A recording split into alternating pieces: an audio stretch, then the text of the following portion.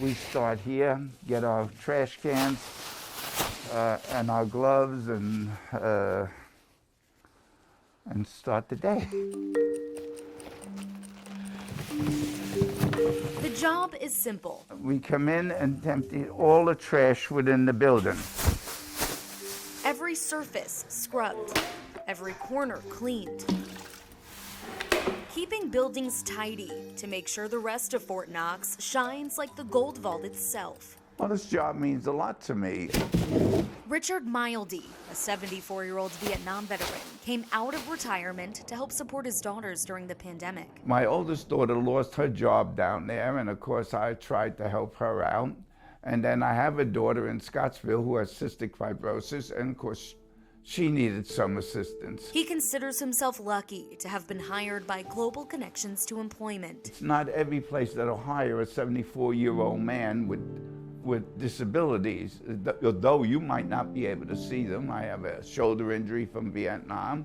I suffer from Agent Orange. I had a triple heart bypass. And that's the goal of GCE, to employ people with disabilities, helping them to live more independently. Honestly, I think they would struggle to find work if we weren't around, quite frankly. Chuck White is the GCE project manager at Fort Knox. The nonprofit organization has been on base for about a decade, currently employing 103 people. 70% of my employees are custodial.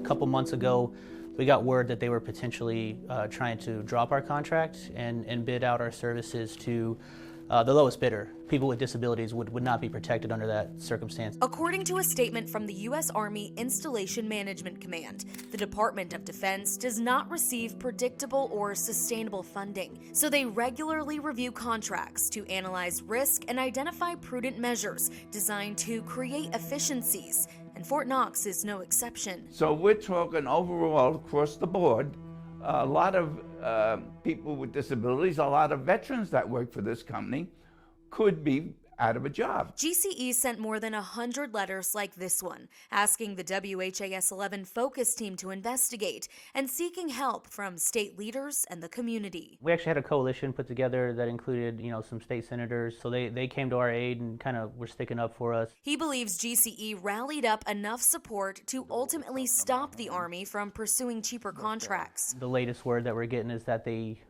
aren't looking to get rid of our contract anymore, but they are going to cut our services dramatically to continue that cost-saving effort. That means buildings folks would usually clean 2 or 3 times a week will now only be serviced once a week. The staff that would normally complete 450 services a week may now only do 200. We get paid per service, so with less services obviously means less income, which means less ability to pay as many people. Well, I worry about it. I think about it. I'm sure everybody here is worried about it. Richard still rolls through the VA hospital 5 days a week on an evening swing shift. His hours not affected yet. A lot of the employees here, including myself having a disability, really depend on this job for their livelihood. In a statement sent to Focus by the U.S. Army, we were told service reductions are not ideal, but are necessary to mitigate budget shortfalls. Why can't we invest that money in programs that help people here, people with disabilities, veterans? Chuck says they've been asked to submit a bid for next year's contract based on the reduced services as well. The Army told Focus in a statement that any potential change concerning contract structure or which contract entity may perform the custodial services contract at Fort Knox in the future is under review. It looks like this is going to be not a short-term answer to their financial problems. This is a long-term sort of viewpoint that they're taking. But for now, they'll keep working and looking for ways to give employees as many hours as possible. Richard, who served his country for 21 years, says it's important he maintains his independence. This job helps him do that. If the Army does away with this program, who's going to accept these people? Who would accept me? The Army told me that although custodial services at Fort Knox have been reduced, it will not affect proper sanitation measures or the health of Army personnel. I'm also told that the Army is bound to the terms of its current contracts and cannot speculate on future contracting activity between the U.S. Army and GCE. For Focus, I'm Heather Fountaine.